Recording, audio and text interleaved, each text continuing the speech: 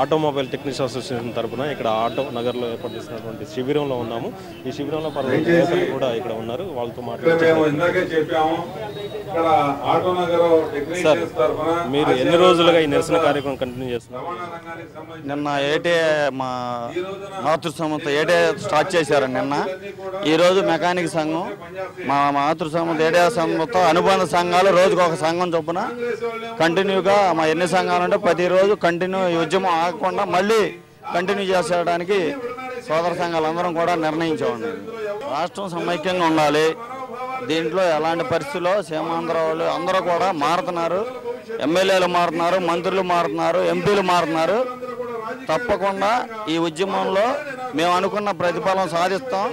రాష్ట్రం సమైక్య ఉంటాకి మీ ప్రాణాల దేహమైన మొక్కలాడడానికి ఒప్పుకుంటాం. రాష్ట్రం మొక్కలాడడానికి మాత్రం ఒప్పుకోం. హైదరాబాద్ని కేంద్రంగా చేసుకుని ప్రతి ఒక్కళ్ళు కూడా అక్కడ డెవలప్ చేసుకున్నారు. ఇవాళ అక్కడి నుంచి వెళ్ళిపోమంటాకి మనం పాకిస్తాన్లో లేము. మనంతా తెలుగు ప్రజలు, తెలుగు మాట్లాడుకునే వాళ్ళం, తెలుగు రాష్ట్రంలో ఉన్నాం. మనం అసలు ఎందుకు తెలంగాణ విడగొట్టాలో కూడా సరైన సబ్జెక్ట్ కూడా లేదు. మరి వాళ్ళ ఆంటోనీ కమిటీ అని వేశారు. దాంట్లో మన సీమాంధ్ర నుంచి ఒక్కళ్ళు కూడా లేరు. ఆంటోనీ కమిటీ అహ్మద్ పటేలు, దిగ్విజయ్ సింగ్, లేకపోతే ప్రణబ్ ముఖర్జీనో ఎవరెవరో మన ఆంధ్ర ప్రాంతం వాళ్ళు ఎవరో లేరు. ఇక్కడ మండలి బుద్ధప్రసాద్ గారు కూడా వాళ్ళ అభిప్రాయం తీసుకుంటాం. ఇది ప్రజల హృదయాల్లోంచి పుట్టిన ఉద్యమం. అది వాళ్ళ ప్రజలు ఎవరికి వాళ్ళు వీధుల్లోకి వచ్చి వాళ్ళ తెలుగు జాతి సమైక్యం కోసం పోరాడుతున్న పరిస్థితి. దీనికి ఒక నాయకత్వం అంటూ లేదు. ప్రజలే నాయకులు, తర్వాత ఎన్జిఓలు, విద్యార్థులు వీరందరూ కూడా దీనికి ఒక దశ మార్గదర్శనం చేస్తున్నారు. అయితే డిసెంబర్ 9 ప్రకటన తర్వాత కూడా ఇదే విధంగా ఉద్యమం వచ్చింది. అయితే దాన్ని పెట్టుబడిదారుల ఉద్యమం అని చెప్పి అభివర్ణించడం జరిగింది. దాన్ని పెద్ద ఎత్తున ప్రచారం చేశారు. ఇప్పుడు మీరు ఎక్కడ చూస్తున్నారు, వీళ్ళందరూ కూడా రెక్కాడితే కానీ డొక్కాడని కార్మిక వర్గానికి సంబంధించిన వాళ్ళు అందరూ కూడా సామాన్యమైన ప్రజానీకం. వీళ్ళందరూ కూడా ఇవాళ వచ్చి నిరాహార దీక్షలు చేయటం కానివ్వండి, లేదంటే ఆందోళనలో పాల్గొంటున్నారంటే ఎంత ఆవేదన చెందుతున్నారో ఇవాళ మనం అర్థం చేసుకోవాల్సిన అవసరం ఉంది. ఇవాళ తెలుగు జాతి 18 కోట్ల ప్రజానీకం, దాంట్లో 8 కోట్ల మంది మన రాష్ట్రంలో ఉంటే 8 కోట్ల మంది ఇతర దేశాలు, ఇతర రాష్ట్రాలు ఉన్నారు. వాళ్ళందరూ కూడా ఇవాళ ఈ రాష్ట్ర విభజనని వ్యతిరేకిస్తున్నారు. తెలుగు జాతి ఒకటిగా ఉండాలని చెప్పి ఆకాంక్షిస్తున్నారు. అంచేత మొత్తం యావత్ తెలుగు జాతి యొక్క మనోభిప్రాయాలని గమనించి ఇప్పుడు తీసుకున్న నిర్ణయాలని పునఃపరిశీలించాలని చెప్పి కోరుతున్నాను. ఇప్పుడున్న సిచ్యువేషన్లో కేంద్రం నుంచి ఎలాంటి నిర్ణయం తీసుకోవాలి? కేంద్రం తెలుగు ప్రజలందరి యొక్క అభిప్రాయాలకు అనుగుణంగా రాష్ట్రం సమైక్యంగా ఉంచాలి. అది తప్ప రెండో ఇది లేదు. ఇక్కడ ఉన్నటువంటి విజయవాడ ప్రాంతంలో ఉన్నటువంటి నాయకుల అభిప్రాయం తీసుకోవచ్చు. అదేవిధంగా మరికొంతమంది నాయకులు కూడా ఇక్కడ ఉన్నారు. వాళ్ళ ఒపీనియన్ కూడా తీసుకుందాము. రాష్ట్రం సమైక్యంగా ఉండాలంటే కేంద్రం నిర్ణయం రాష్ట్ర సమగ్ర అభివృద్ధి మీద దృష్టి పెట్టాలి. ఆంధ్రప్రదేశ్లో చాలా వెనకబడిన ప్రాంతాలు ఉన్నాయి.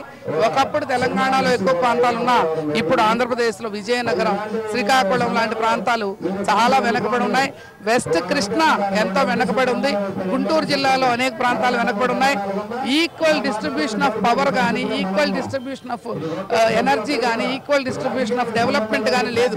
కనుక పూర్తి స్థాయి అభివృద్ధికి కట్టుబడి ఉన్నామని చెప్పి కనుక కాంగ్రెస్ పార్టీ నిర్ణయం తీసుకొని ఆ వైపుగా సమైక్య దీన్ని తీసుకెళ్తూ హైదరాబాద్ని ఇంటర్నేషనల్ సిటీ, అది నేషనల్ సిటీ కాదు, అది ఇంటర్నేషనల్ సిటీగా మనకి గర్వకారణమైన హైదరాబాద్ని విడదీసేదానికి సమైక్యాంధ్ర ఇటువైపు ప్రాంతం వాళ్ళు ఎవరు ఒప్పుకోరు. అందరి శ్రమ ఉన్నది.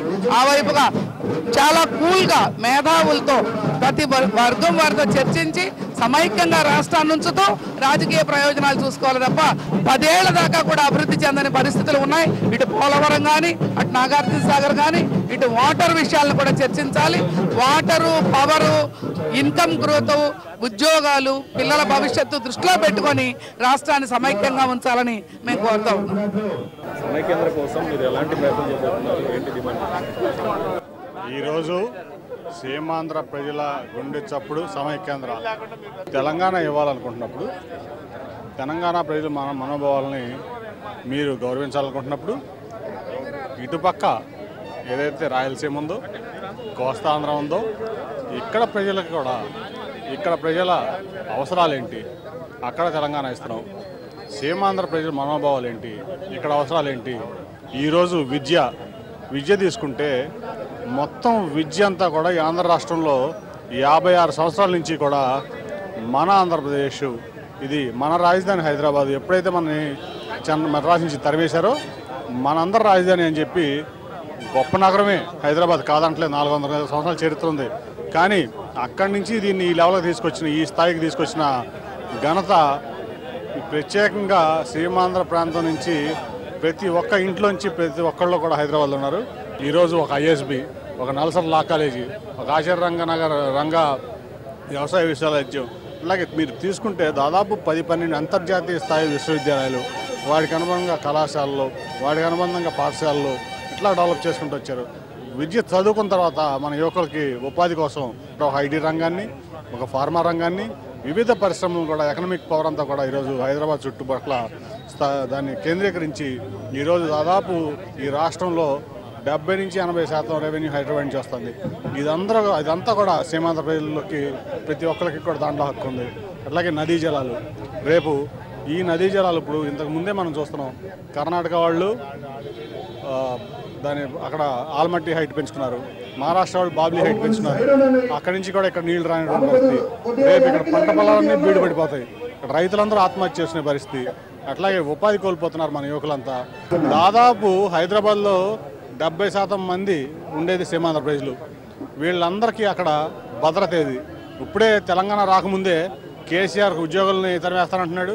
ఇంకా రాష్ట్ర విభజన జరగకముందే కేంద్రం ఊరికనే రాష్ట్ర విభజన జరగబోతుందని ఒక అనౌన్స్మెంట్ ఇవ్వగానే ఇంత దౌర్జన్యాలు మొదలు పెడితే, రేపు ఏదైతే నిజంగా మనం అనుకోని జరిగి ఈ రాష్ట్రాన్ని విడగొడితే అక్కడ మన ప్రజల భద్రత ఏంటి, మన ప్రభుత్వ ఉద్యోగస్తుల భద్రత ఏంటి, ఉద్యోగస్తుల భద్రత ఏంటి, ఇవన్నీ అనేక సమస్యలు ఈరోజు ముడిపడి ఉన్నాయి హైదరాబాద్తో కానీ తెలంగాణతో కానీ ఈ రాష్ట్రం మొత్తానికి.